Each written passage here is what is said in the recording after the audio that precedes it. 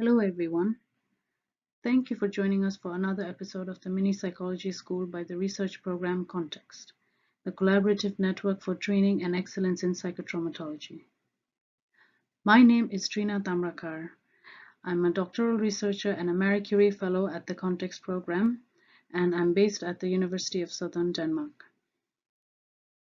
Today's presentation will focus on an early intervention as a risk management strategy for one of the emergency service personnel, police officers.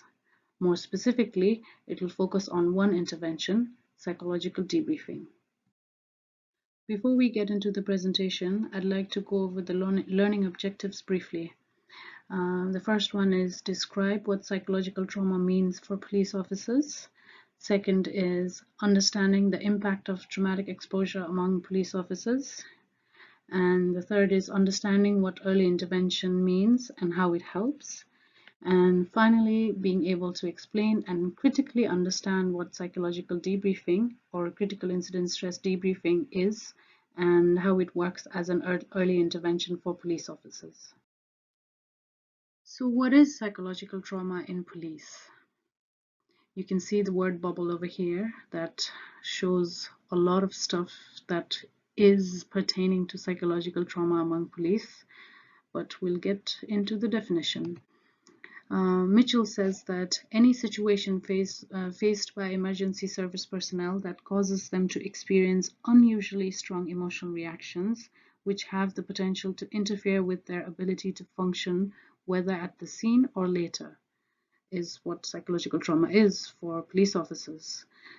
Trauma essentially also is a normal reaction to abnormal events. So what are some of the causes of psychological trauma? The first and the most obvious one is a one-time event, like an accident, a disaster, an injury, a violent attack or an assault, especially if it was unexpected. For example, a road traffic accident or a robbery at gunpoint. And then there are commonly overlooked causes, such as sudden death of someone close, a surgery, divorce or a breakup of a significant relationship, a humiliating or a deeply disappointing experience. And then there are ongoing and relentless stress that also causes psychological trauma. For example, living in a crime-ridden neighborhood, battling a life-threatening illness, and dealing with traumatic events that occur repeatedly, such as bullying, domestic violence, or child abuse or childhood neglect. Moving on to traumatic exposure among police officers. Police officers, on average, experience more than 3 traumatic incidents for every 6 months of service. This is much higher than the general population. Previous researchers have also found that the prevalence of duty-related post-traumatic stress disorder among police officers to vary between 7 to 19%. This is also much higher than the general population. So what are some of the typical high-risk scenarios in policing that contribute to psychological trauma? The first and the most obvious one is repeated exposure. Repeated exposure to traumatic incidents with a varying degree of a sense of personal threat. This is often combined with witnessing of harm or death to others. This happens very often to police officers. Another one is an incident where officers make some sort of personal identification with a victim or an event. For example, a domestic abuse case or a child abuse case if an officer has a history. Another one is repeated intense exposure over a period of time leading to accumulated risk. And any combat experiences and major incidents or disasters with multiple loss of life, and especially those involving children. Here are some of the examples of critical incidents in policing. Shooting or firearms incident, witnessing sudden death or suicide, serious injury or death of a person known to the officer, child death or child victim of crime. There's evidence in the literature that anything involving children is much more traumatic for first responders. Serious injury or assault or violent death of a colleague while on duty, suicide or attempted suicide of a colleague, assault or serious injury on oneself, fatal road traffic accident involving death or serious injury of multiple victims. Any incident that attracts unusual or intensive media attention, like, high-profile cases, accumulative incidents of a stressful nature that happens one after the other, prolonged exposure to a major disaster, for example, earthquake in Nepal and its series of destructive aftershocks that kept happening for months, ambiguity in roles and expectation that sometimes may compromise how people respond to the incident and may increase casualty, for example, and any incident in which circumstances are so unusual and disturbing or the sights and sounds are so distressing that it produces a level of immediate or delayed emotional reactions that overwhelm the normal coping mechanisms of the police officers. So this list just shows how much police officers face on a regular basis, and it's not even a comprehensive list. Which is why the next focus is the impact of trauma exposure among police officers.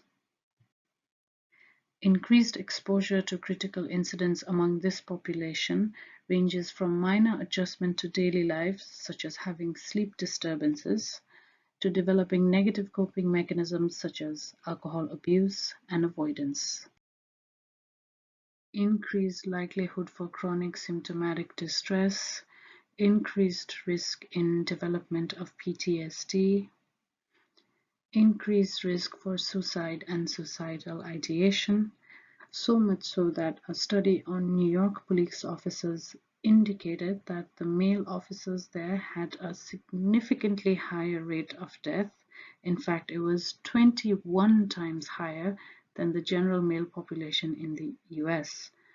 This is a very, very high number, very worrying. So it just goes to show that police officers are an incredibly high-risk population. So what can we do about it?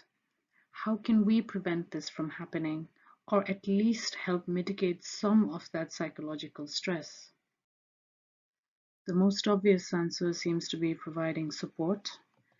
And there is an overwhelming evidence in the literature that social support is a major protective factor for emergency personnel after a traumatic incident. Research also shows that social support or even perceived social support from colleagues and supervisors is a protective factor among first responders. So creating avenues conducive for emergency personnel to utilize support from one another and their colleagues appear to be key. This is where early intervention comes into picture. Early intervention is one of the ways of combating acute stress among first responders before it accumulates and evolves into a full-fledged PTSD. The symptoms of PTSD according to DSM-5 are hypervigilance, being on constant red alert, for example, avoidance, intrusive symptoms such as having flashbacks, and being in negative emotional states such as guilt, shame, fear, and even disinterest. PTSD is only diagnosed if the symptoms continue to persist for more than 4 to 6 weeks. And what most people face soon after going through a traumatic incident is called acute stress reactions. Acute stress reactions can be managed very effectively within the organizational setting through an intervention designed specifically for emergency personnel called psychological debriefing. Before we delve into psychological debriefing, I would like to briefly cover critical incident stress management, of which psychological debriefing is one component. So CISM or CISM is a comprehensive stress management program targeted specifically for emergency personnel. It includes support services such as pre-incident education and training in stress management, assessment and triage, individual crisis intervention, the SAFER model, informational group session for civilians, such as demobilization and crisis management briefing, interactive group interventions specific for emergency personnel, such as diffusing and critical incident stress debriefing or psychological debriefing, which is the focus of our presentation, follow-up and post-incident referral for psychological therapy, and finally, post-incident education and activating other areas of social support. So psychological debriefing or critical incident stress debriefings. Finally, here we are. As I mentioned earlier, it falls under the umbrella of Critical Incident Stress Management or CISM, and it's best practice with all the other components of CISM intact, starting from pre-incident education to post-incident follow-up. CISD was developed by former firefighter and psychologist Jeffrey Mitchell and was developed specifically for firefighters and other emergency personnel. Mitchell later collaborated with Norwegian psychologist Alt Dregroff, who coined the term psychological debriefing, also known as PD. From here on onwards, I'm going to mention it as PD. It is an early intervention conducted 48 to 72 hours after a traumatic incident or 2 to 3 weeks after a major disaster. PD is conducted by a psychologist or a team of peer officers trained by psychologists in CISD. It is a small homogeneous group intervention, and it's not a therapy session and definitely not an operational debriefing. This is very important to mention. And it is a 7-step group intervention that aims to reduce distress, normalize acute stress reactions, and increase group cohesion. Since its inception, PD has been practiced by emergency services in the US and Europe for decades. Despite its popularity, however, the efficacy of PD has been a source of extensive academic debate in the past decades. Much of this debate centered around a number of research articles and randomized controlled trials which suggested that PD was not only ineffective but potentially harmful to recipients. Moreover, a Cochrane review specifically concluded that PD was ineffective in preventing PTSD. However, this literature and its associated conclusions has been challenged, and central to this challenge has been the timing of trauma exposure and subsequent stress response. PD was designed to mitigate acute symptoms of distress associated with traumatic event, not to prevent PTSD. PD is an early intervention carried out 2 to 3 days after an incident when only symptoms of acute stress can manifest.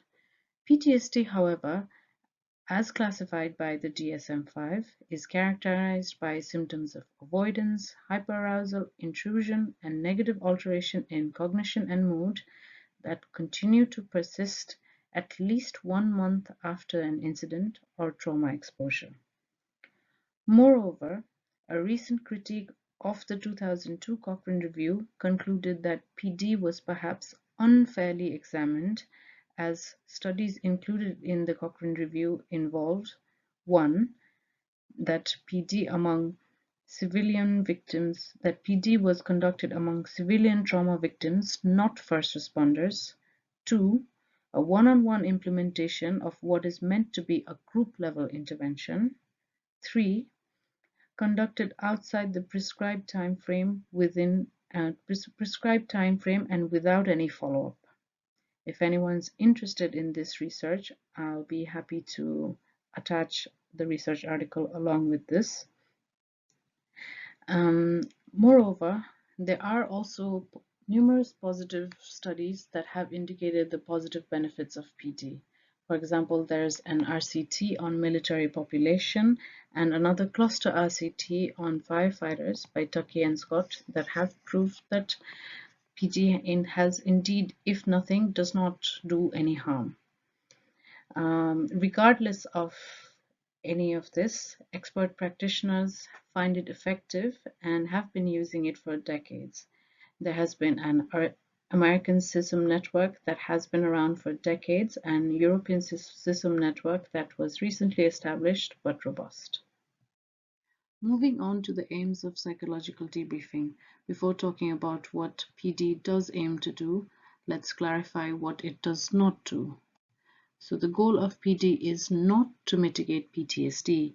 As mentioned before, PTSD is diagnosed only if symptoms continue to persist for more than 1 month after exposure to a traumatic incident. Whereas PD is an early intervention conducted 2 to 3 days after the incident when only symptoms of acute stress can manifest.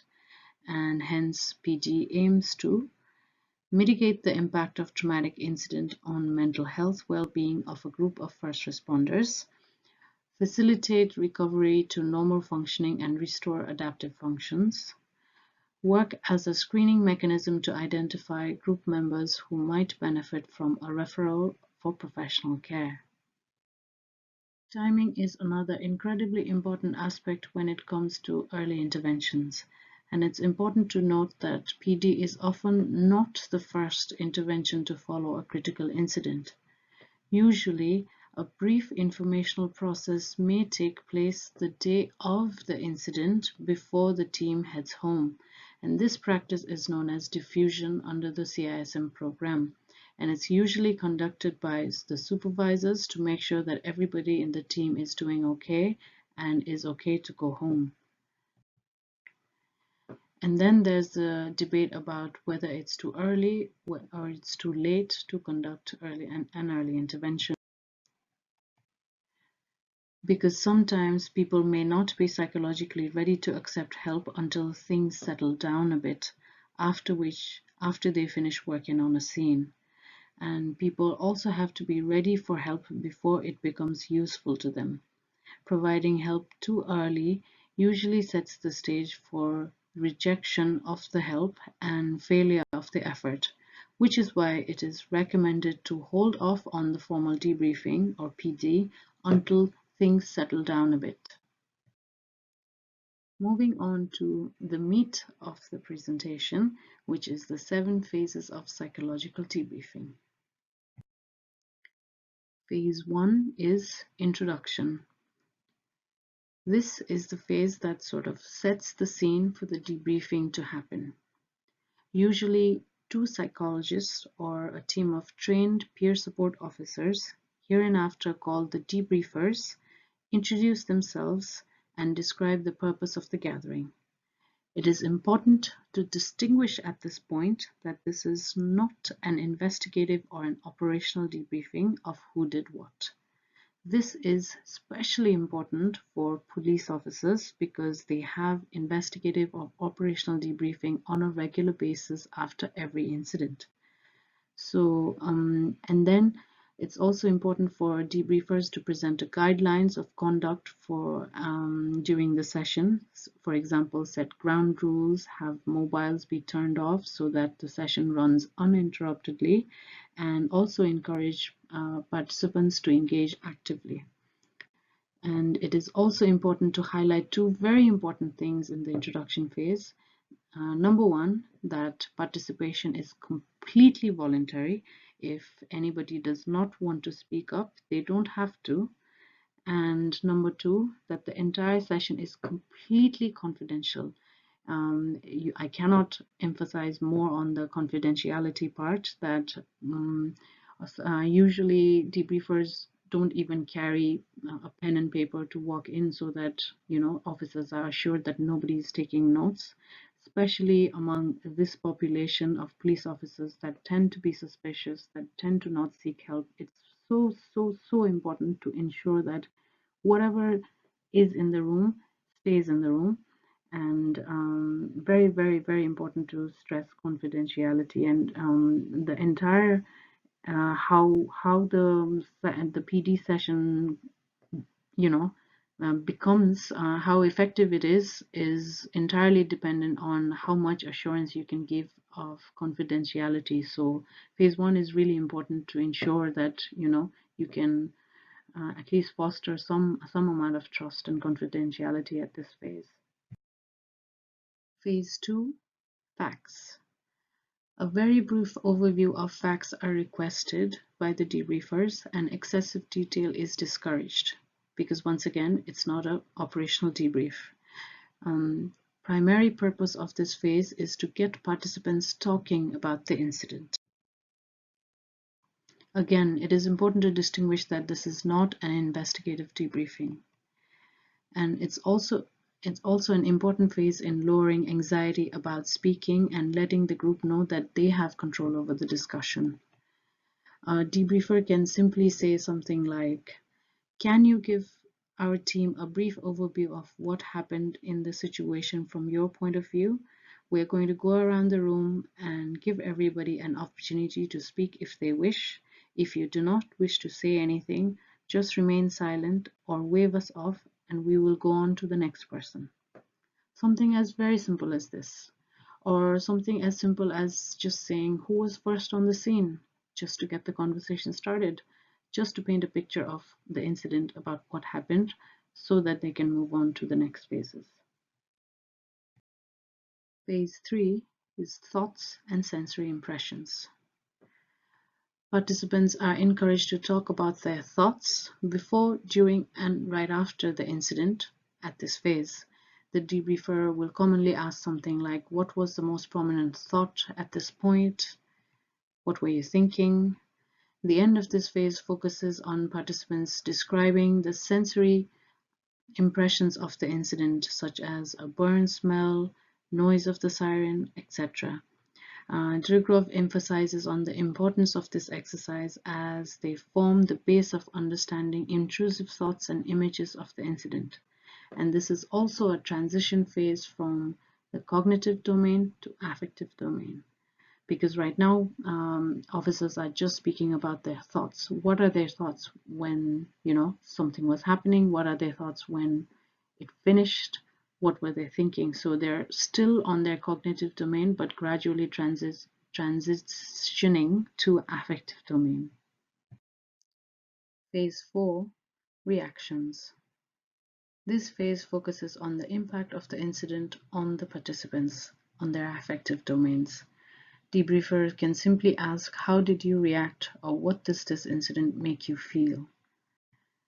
Emotional reactions such as confusion, fear, anger, helplessness, frustration, sadness, guilt, self-blame, all of these may emerge. Debriefers have to be very mindful of handling this phase with great sensitivity because all sorts of emotional reactions can come on the surface. Debriefers will make a note of severe signs and symptoms of distress presented by any of the participants for individual referral. During this phase, participants will typically discover that their reactions are similar to others in the group, which helps in the transition to the next phase. Phase 5, Normalization and Anticipatory Guidelines. This is the phase where the debriefers start to make sense of all of the information they have collected so far, from the facts phase, the thoughts phase, and the emotional reactions phase. The debriefers will focus on the common and shared reactions of the participants, hence normalizing the reactions.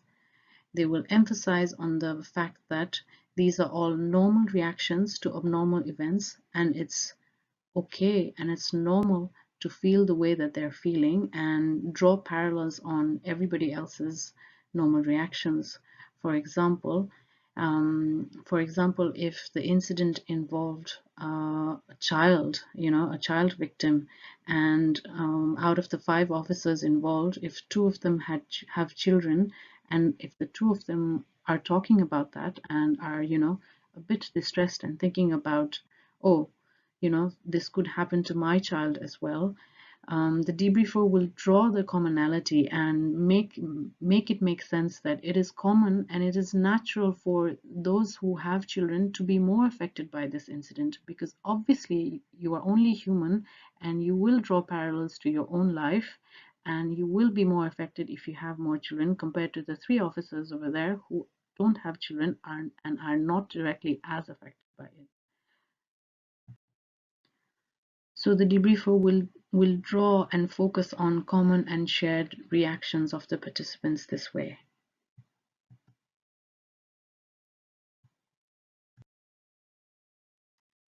Next, the participants are briefed on what they may expect to experience in the following weeks. Anticipatory guidelines such as sleep disturbances, irritability, difficulty in concentration, intrusive thoughts triggered by certain smell or sound or anything that might remind them of the incident. And debriefers tell that these reactions should subside by 4 to 6 weeks. Debriefers then circle back to highlighting that these are reactions that are normal reactions to abnormal events, and it will decrease over time. This is essentially the core of psychological debriefing. Phase 5 is the core, I think the most important phase of PD, if I may say so, because this is where the debrief, it all makes sense, and this is where the debriefer provides anticipatory guidelines on what to expect, and also an assurance that this will decrease over time. It's not going to happen forever, and if it doesn't, seek help. I'm getting ahead of myself, so we'll discuss that in next session. Phase 6, future planning and coping strategies. This phase is where the debriefer discusses how to deal with the reactions, basically some sort of coping strategies so that the officers can help themselves. For example, information on stress management, maintaining a regular exercise regime, maintaining routine, waking up and going to bed, healthy eating habits, basic stuff, and also encourages officers to mobilize support system from colleagues, family, friends, wherever it's easier to talk to. If you have a spouse that you're comfortable talking to, then say that. If there's confidentiality issue about the case, then speak to a colleague or a teammate that went through something like this, or it's a team member over here. And it also informs about the maladaptive coping strategies, what not to do, such as being dependent on alcohol or drugs, or taking it out on the spouse or family or children instead of discussing it. This information is just provided just so that officers are aware of it, if in case they're doing it without even being aware of it. And if the debriefers are psychologists, only if the debriefers are psychologists, some sort of psychoeducation could also be provided at that point, depending on the nature of the event. For example, if the incident is suicide of a colleague, the topic of suicide is covered very sensitively. And yes, this is optional, and it's only if the debriefers are psychologists. Finally, phase 7, disengagement. This is the phase where the session gradually begins to wrap up. Participants are encouraged to ask any questions or make any final statements that they did not get to make during the structured conversation. This is also a time where some of the officers who did not feel super comfortable at the beginning and were sort of, had their guards up, might feel more comfortable saying things that they wanted to say during the emotions phase, for example, that they didn't want to say at that time. And it might be that they might open up towards the end. So this is just a sort of providing them with the space and the floor to get things off their chest if they wish to. And debriefers will then summarize what has been discussed and highlight the confidentiality again, stress that whatever is said over here will remain over here. Then the debriefers will highlight the fact that if the symptoms do not decrease over 4 to 6 weeks, or if they increase over time, participants are strongly encouraged to inform of it in the follow-up call and seek professional help before it develops into a full-fledged PTSD. So this is very important information to provide at the end. And clear information regarding where to seek additional help is provided. Ideally, a brochure or something tangible is handed out to the officers with the avenues to seek help clearly written, for within the organization and outside the organization. For example, at PSNI, there's OHW referral that is internal, and then there's a charity organization called Lifeline, which provides 24/7 support over the phone, which is an external support. So just providing the officers with a choice of, an internal, if you want to go internally, this is an avenue, and if you want to go externally, these are the avenues that you can go to. And finally, depending on the severity of the incident, and the reaction displayed by the participants, a follow-up meeting is sometimes scheduled. A follow-up debriefing might sometimes be scheduled depending on the severity of the incident. Finally, the follow-up. Actually, before the follow-up, the PD sessions are usually followed by light refreshments to facilitate the beginning of the follow-up services. Refreshments such as tea or coffee help anchor the group to talk to one another informally, and also provides an opportunity for the debriefers to make contact with each of the participants. This also gives the participants an opportunity to speak to the debriefers individually on a one-on-one basis. If somebody could still not open up, even at the last phase of the debriefing, then this gives the participant to speak to the debriefers on a one-to-one basis. And finally, the follow-up with PD.